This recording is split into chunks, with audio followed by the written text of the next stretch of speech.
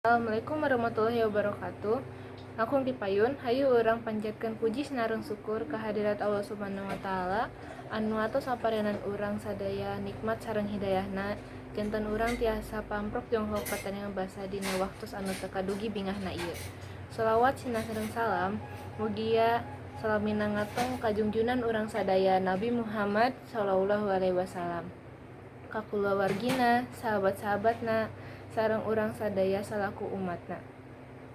Hadirin anu kusimkuring dipihormat, dina kesempatan ieu simkuring bade ngadugikeun biantara anu judulna bahaya narkotika. Narkotika nyaeta zat adiktif sarupaning sabu, ganja, pil ekstasi sareng morfin. Narkotika sifatna bahaya lamun misalna disalahgunakeun, tapi sebenarnya narkotika sok dipake di dunia kedokteran nyaeta keur ngabius pasien anu bade ngalajengkeun operasi, tapi nganggo takaran anu bener sareng pas.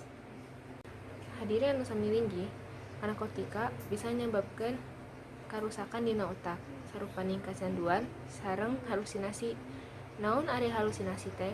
Halusinasi nyaeta kaayaan jalma anu teu bisa ngabedakeun mana nu nyaan sareng mana nu henteu. Anu pangparahna deui, narkotika bisa nyebabkeun kamatian kana panggunana.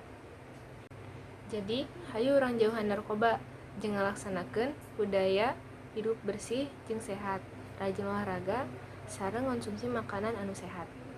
Mun sakitu anu kapihatur ti simkuring, hapunten samudaya kalepatan. Wassalamualaikum warahmatullahi wabarakatuh.